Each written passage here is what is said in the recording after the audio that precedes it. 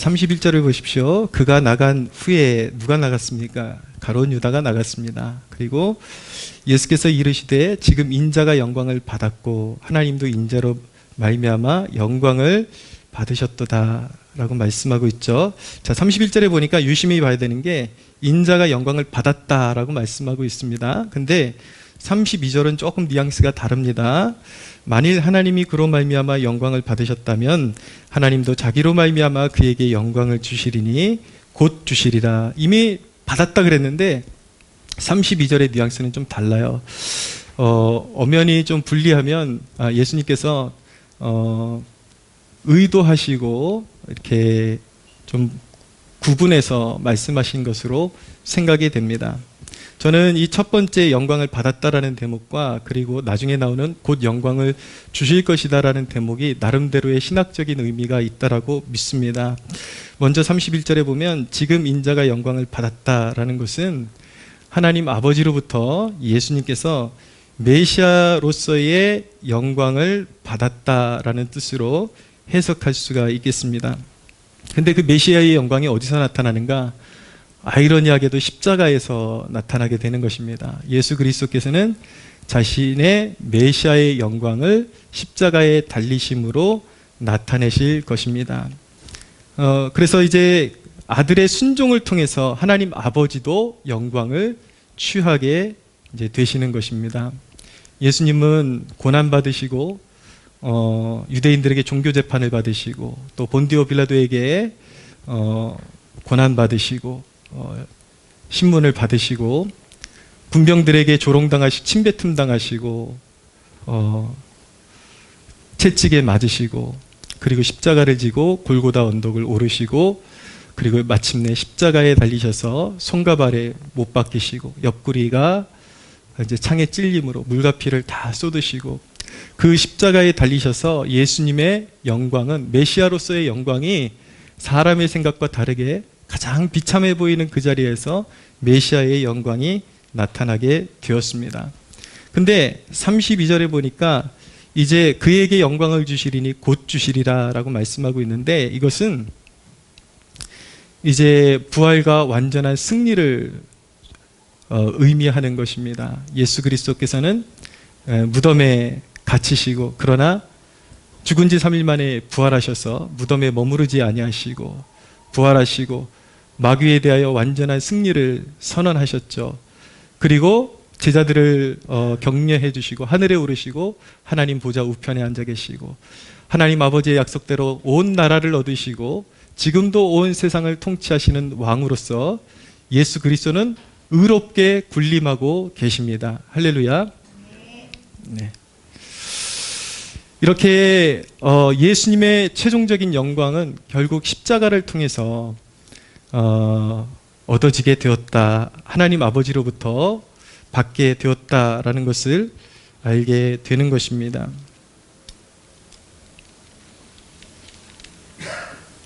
히브리서 12장 2절에 보면 믿음의 주요 또 온전하게 하시는 이인 예수를 바라보자. 그는 그 앞에 있는 기쁨을 위하여 십자가를 참으사 부끄러움을 개의치 아니하시더니 하나님 보좌 우편에 앉으셨느니라.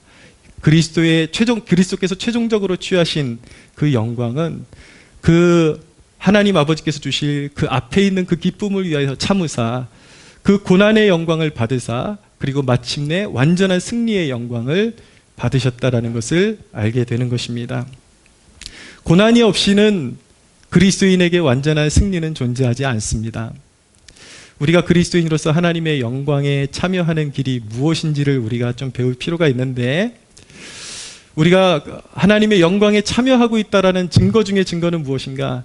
우리가 바로 예수 그리스도 그 이름을 위하여 고난받는다라는 것, 그것보다 더 우리가 하나님의 영광 가운데 있다라는 큰 증거는 찾을 수가 없는 것입니다. 여러분, 그러므로 이 세상에는 반드시 고난이 있기 마련인데 여러분들의 부끄러운 행실로 고난받지 마시고 그리스도의 이름을 위하여 고난받으시는 여러분들 되시기를 축복합니다. 베드로전서 2장 19절에서 20절은 이렇게 말씀합니다. 부당하게 고난을 받아도 하나님을 생각함으로 슬픔을 참으면 이는 아름다우나 죄가 있어 매를 맞고 참으면 무슨 칭찬이 있으리요.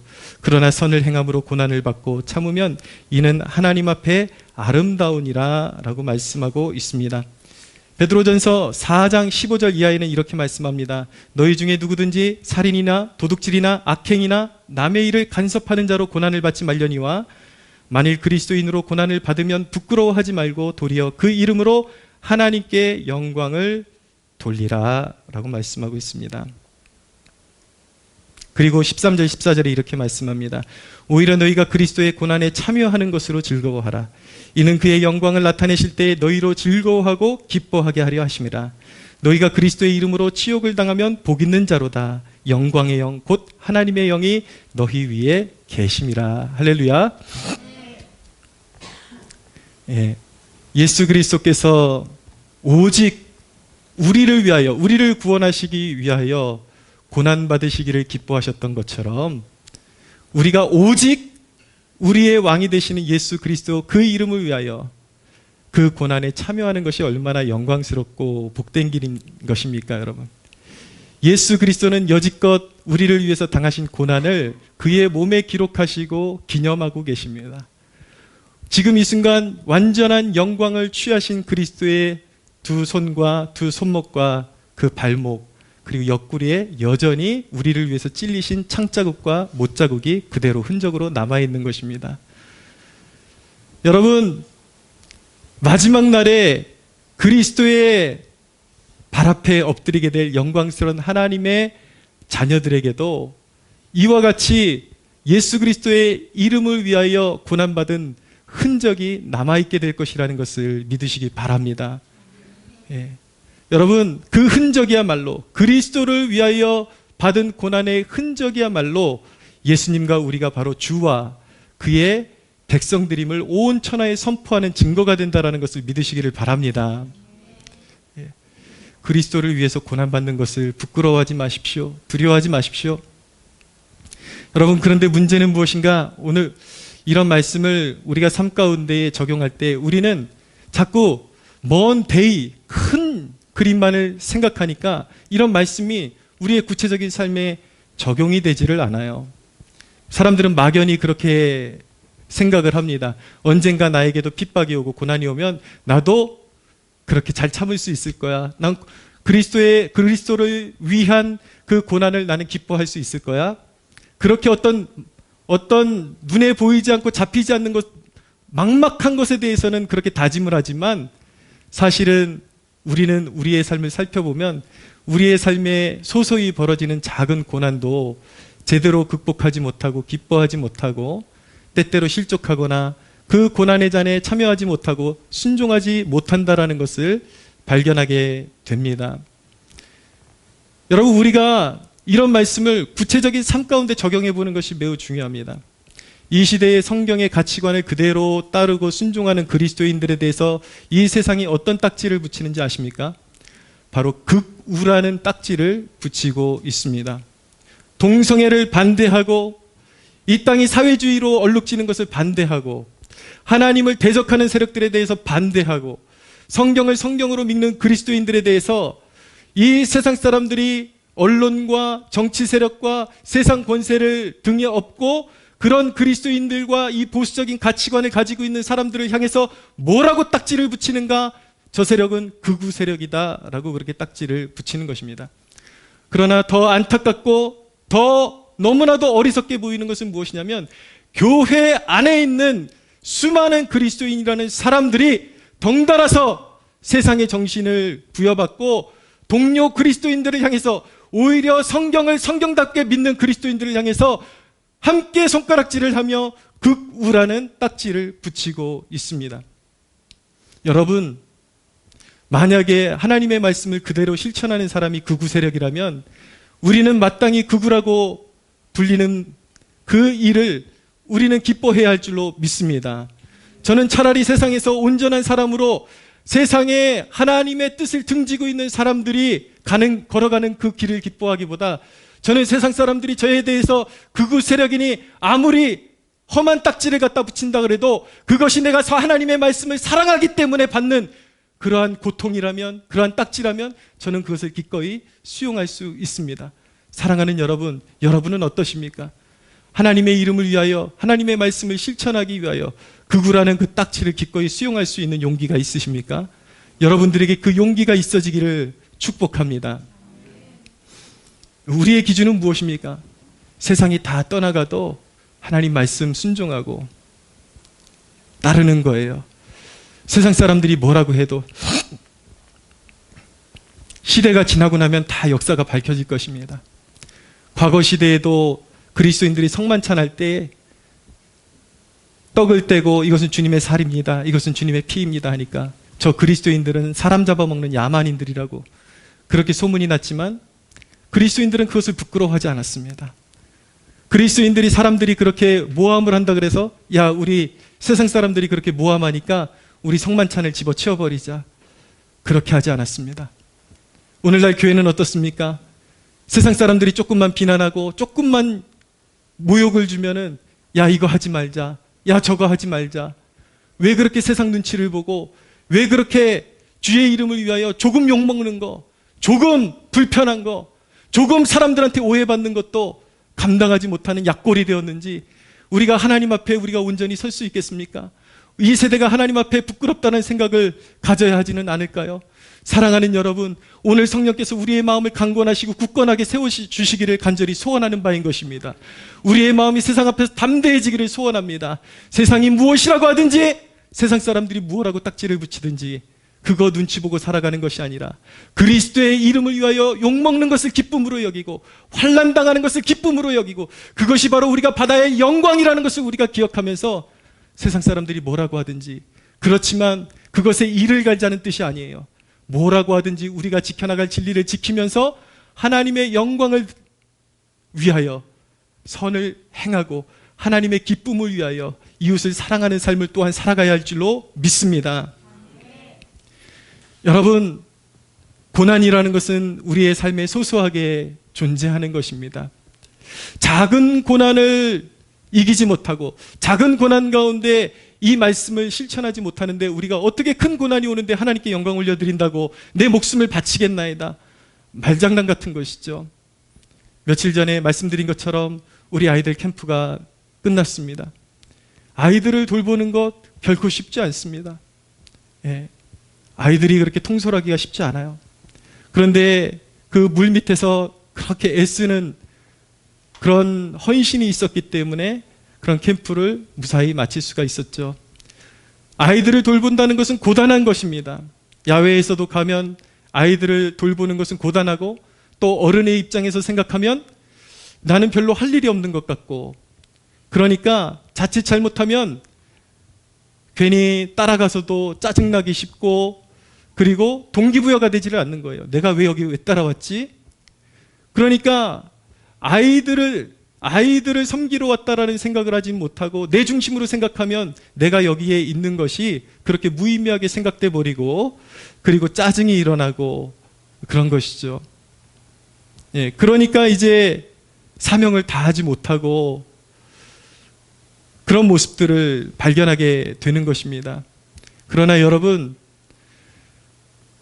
우리가 누군가를 세우기 위해서 불편을 감수하고 하나님 앞에 감사할 수 있는 것, 그것 또한 하나님께서 우리에게 허락하시는 고난을 기쁨으로 감내하는 일이라는 것을 믿으시기를 바랍니다. 우리가 그 고난을 감내함으로 말미암아 누군가가 살아나는 것입니다.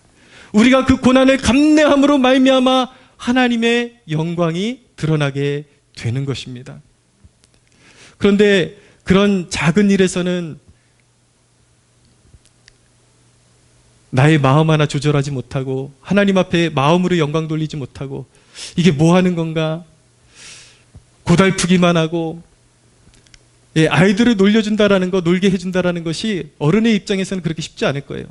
어른의 입장에서는 그렇게 흥미가 땡기지 않는 일들이 많기 때문인 것입니다. 그러나 그 과정 가운데 그럼에도 불구하고 동기부여가 되지 않음에도 불구하고 묵묵하게 그 자리를 지켜나갈 수 있는 것, 그것이 바로 그리스도의 고난에 참여하는, 주님을 기쁘시게 하는 일이라는 것을 믿으시기를 바랍니다.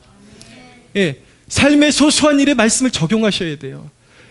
멍하게 그냥 먼 산 바라보듯이 말씀을 적용하는 것이 아니라 우리의 모든 삶 가운데 이 말씀이 적용되어야 그곳에 하나님의 영광이 나타나고 하나님께서 기뻐하시고 우리의 삶 가운데 충만한 은혜의 열매들이 맺어진다는 것을 믿으시기를 바랍니다. 과거에 제가 맡았던 청년부에서 필리핀으로 단기 선교를 간 적이 있습니다. 단기 선교를 갔는데 어느 섬마을에 가게 되었어요. 배를 타고 수시간을 갔는데 그 가는 그 과정은 너무 좋았습니다. 왜냐하면 이 휴양지가 그렇게 좋은 휴양지가 없더라고요. 너무 아름답고 와 지구 아래 이렇게 아름다운 곳이 있다니 라고 그러면서 즐기면서 배를 타고 들어갔는데 이제 거기서부터 이제 2-3시간씩 걸어서 원주민 마을로 들어가야 되는데 그때부터 지체들의 얼굴이 사색이 되기 시작하는 거예요. 근데 지금도 기억에 남는 한 자매가 있습니다. 나름대로 애들이 잘 참더라고요. 근데 한 자매가 그 고난을 견디지를 못하는 거예요. 그래서 모든 고난의 고통을 자기 혼자 감수하고 있는 것처럼 얼굴에 짜증기가 확 맺혀져 가지고 자기 화장 이렇게 좀 고장나는 거 그거에 막 혈안을 올리고 짜증을 내고 옆 사람이 무서워서 말을 못 붙이겠어요. 뭐만 얘기만 하면 갑자기 확 싸버리고 이런 식으로 얘기를 하니까 한 사람이 그렇게 반응을 하니까 그 팀원 전체가 위축되어지고 얼마나 분위기가 험해지고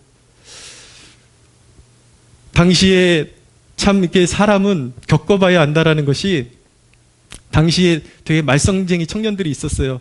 당시 제가 딱 부임했을 때에 거기 직분자들 아들, 딸들이 있었는데 아주 악명이 높았습니다. 아주 목회자들 괴롭히는 애들로 악명이 높았는데 청년들이 소위 말하면 4가지가 없는 애들이에요. 그렇게 4가지 없고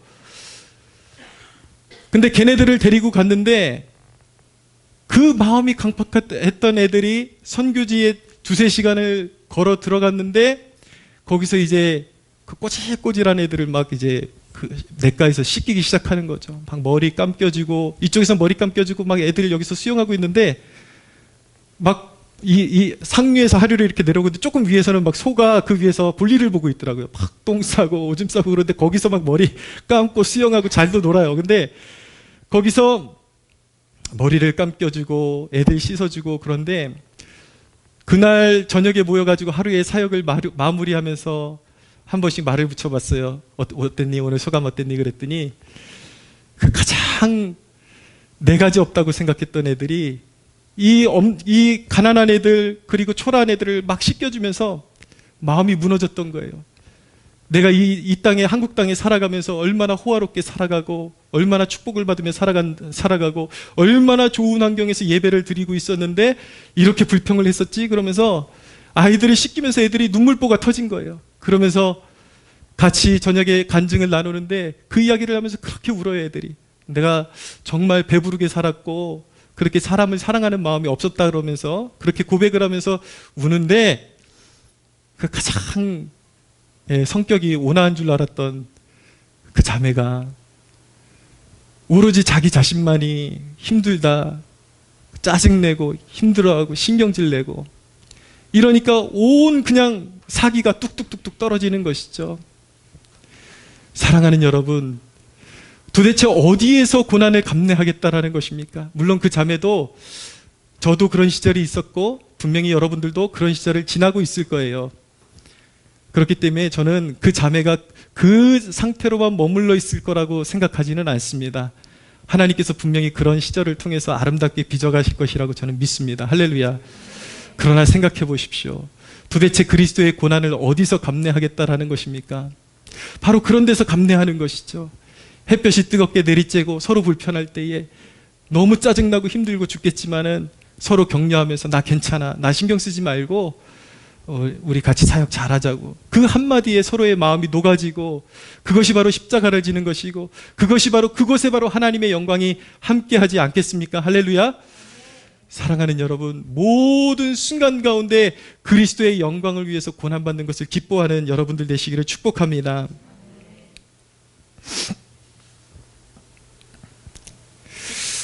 33절을 보십시오.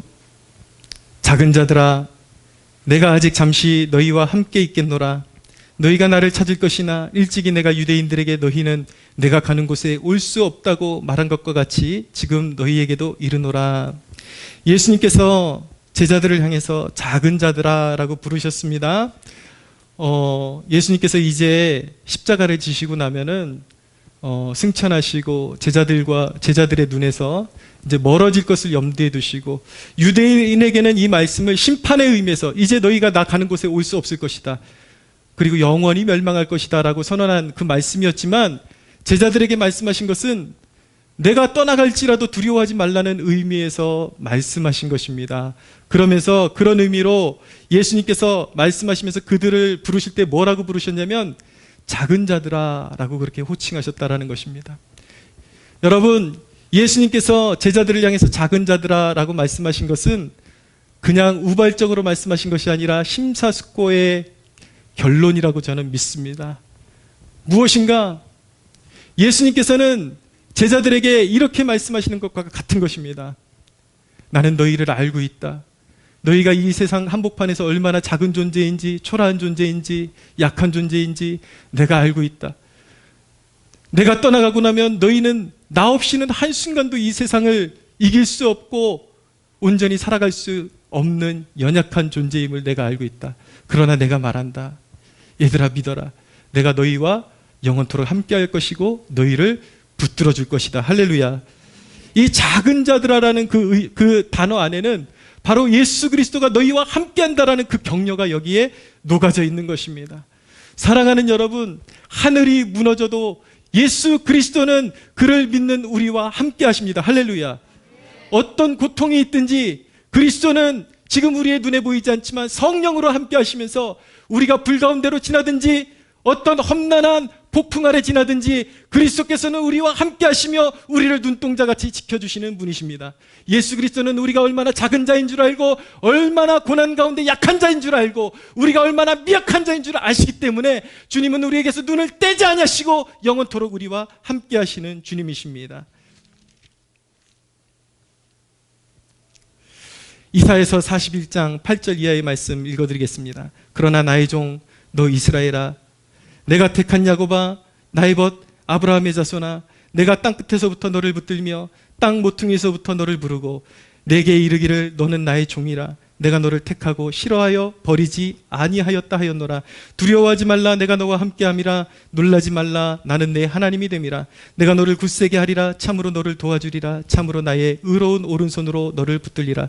보라, 내게 노하였던 자들이 수치와 욕을 당할 것이요 너와 다투던 자들이 아무것도 아닌 것 같이 될 것이며 멸망할 것이라. 내가 찾아도 너와 싸우던 자들을 만나지 못할 것이요 너를 치는 자들은 아무것도 아닌 것 같고 허무한 것 같이 되리니 이는 나 여호와 너 하나님이 내 오른손을 붙들고 내게 이르기를 두려워하지 말라. 내가 너를 도우리라 할 것임이니라. 버러지 같은 너 야곱아, 너희 이스라엘 사람들아, 두려워하지 말라. 하나님은 우리가 얼마나 약한 자인 줄 알고 계십니다. 우리가 얼마나 미약한 피조물인지 알고 계십니다. 그래서 이렇게 말씀하시는 거예요. 버러지 같은 너 야곱아, 너희 이스라엘 사람들아, 두려워하지 말라. 나 여호와가 말하노라. 내가 너를 도울 것이라. 내 구속자는 이스라엘의 거룩한 이인이라. 보라, 내가 너를 이가 날카로운 새 타작기로 삼으리니 내가 산들을 쳐서 부스러기를 만들 것이며 작은 산들을 겨같이 만들 것이라. 네가 그들을 까부를 것인즉 바람이 그들을 날리겠고 회오리바람이 그들을 흩어버릴 것이로되 너는 여호와로 말미암아 즐거워하겠고 이스라엘의 거룩한 이로 말미암아 자랑하리라. 가련하고 가난한 자가 물을 구하되 물이 없어서 갈증으로 그들의 혀가 마를 때에 나 여호와가 그들에게 응답하겠고 나 이스라엘의 하나님이 그들을 버리지 아니할 것이라. 내가 헐벗은 산에 강을 내며 골짜기 가운데 샘이 나게 하며 광야가 모치 되게 하며 마른 땅이 샘 근원이 되게 할 것이다. 할렐루야. 야곱아, 너를 창조하신 여호와께서 지금 말씀하시느니라. 이스라엘아, 너를 지으신 이가 말씀하시느니라. 너는 두려워하지 말라. 내가 너를 구속하였고 내가 너를 지명하여 불렀나니 너는 내 것이라. 네가 물 가운데로 지날 때에 내가 너와 함께 할 것이라. 강을 건널 때에 물이 너를 침몰하지 못할 것이며 네가 불 가운데로 지날 때에도 타지도 아니할 것이요 불꽃이 너를 사르지도 못하리니 대전하는 여호와 내 하나님이요 이스라엘의 거룩한 이요 내 구원자임이라. 할렐루야. 사랑하는 여러분, 주님은 결코 주의 백성들을 버리지 아니하십니다. 그의 제자들을 결코 잃어버리지 아니하십니다. 예수님은 이제 곧 자신이 십자가를 지시고 부활하시고 하늘로 들리우심을 받을 것을 아시고 이제 이 땅에 교회를 남겨놓을 것을 염두에 두시고 어떻게 교회를 보존할 것이냐를 주님께서는 제자들에게 심어주시고 계시는 대목이 이 13장의 전체 내용이라고 요약드릴 수가 있겠습니다. 그러면서 이 13장의 마침내 최종의 결론이 무엇인가 바로 34절, 35절에 나타나고 있는 것입니다. 함께 읽어보겠습니다. 시작. 새 계명을 너희에게 주노니 서로 사랑하라. 내가 너희를 사랑한 것 같이 너희도 서로 사랑하라. 너희가 서로 사랑하면 이로써 모든 사람이 너희가 내 제자인 줄 알리라. 아멘. 여러분, 예수님께서 세족식과 그리고 성만찬의 최종적인 결론으로 말씀하신 것이 무엇인가? 교회를 보존하기 위해서, 이 땅에 남겨진 주의 백성들을 보존하시기 위해서 주님께서 너희가 서로를 보존해 주기 위해서는 어떻게 해야 되는가? 서로 사랑하라 라고 명령하고 계신 것입니다. 새 계명을 너희에게 준다라고 말씀하고 있습니다. 여기서 새 계명이라는 뜻은 완전히 이전 것과 구약의 것과 다른 것을 주신다라는 뜻이 아니라 구약을 완전히 완성한다라는 의미에서 새 계명을 말씀하고 있는 것입니다. 그래서 예수님께서는 이제 복음을 성취하시고 구약의 모든 예언을 성취하시고 율법의 정신을 성취하시면서 뭐라고 말씀하시는가? 서로 사랑하라 라고 말씀하고 계신 것입니다. 어떻게 사랑해야 하는 것입니까? 사랑은 약한 자를 붙들어 주는 것입니다. 사랑은 서로를 존중해 주는 것입니다. 할렐루야. 성경 말씀을 좀 찾아보겠습니다. 로마서 12장 찾아보십시오.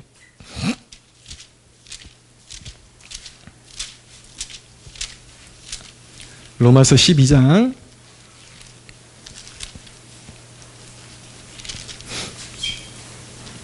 9절. 로마서 12장 9절부터 21절까지 또박또박 천천히 또박또박 같이 한번 읽어보겠습니다. 로마서 12장 9절에서 21절까지 시작. 사랑에는 거짓이 없나니 악을 미워하고 선에 속하라. 형제를 사랑하여 서로 우애하고 존경하기를 서로 먼저 하며 부지런하여 게으르지 말고 열심을 품고 주를 섬기라. 소망 중에 즐거워하며 환난 중에 참으며 기도에 항상 힘쓰며 성도들의 쓸 것을 공급하며 손대접하기를 힘쓰라. 너희를 박해하는 자를 축복하라. 축복하고 저주하지 말라. 즐거워하는 자들과 함께 즐거워하고 우는 자들과 함께 울라. 서로 마음을 같이하여 높은 데 마음을 두지 말고 도리어 낮은 데 처하며 스스로 지혜 있는 체 하지 말라. 아무에게도 악을 악으로 갚지 말고 모든 사람 앞에서 선한 일을 도모하라. 할 수 있거든 너희로서는 모든 사람과 더불어 화목하라. 내 사랑하는 자들아, 너희가 친히 원수를 갚지 말고 하나님의 진노하심에 맡기라. 기록되었을 때 원수 갚는 것이 내게 있으니 내가 갚으리라고 주께서 말씀하시느니라. 내 원수가 줄이거든 먹이고 목마르거든 마시게 하라. 그리함으로 내가 숯불을 그 머리에 쌓아 놓으리라.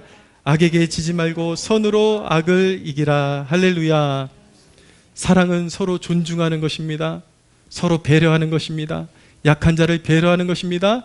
그리고 또한 사랑은 목자를 존경하는 것입니다. 히브리서 한번 찾아보십시오. 히브리서 13장입니다. 신약성경 거의 끝쪽에 히브리서 13장 17절입니다.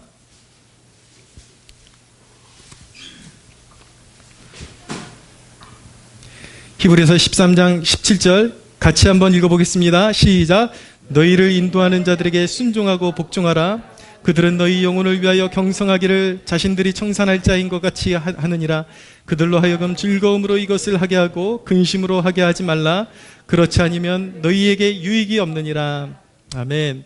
사랑은 교회를 보존하기 위해서 하나님께서 교회 가운데 세우신 영적인 리더를 존경하는 것입니다. 또한 사랑은 불의를 행하고 잘못을 범한 형제에 대해서도 영적인 애착을 갖는 것을 사랑이라고 하는 것입니다. 데살로니가 후서 3장 한번 찾아보시기 바랍니다. 신약성경 336페이지 데살로니가 후서 3장 14절 15절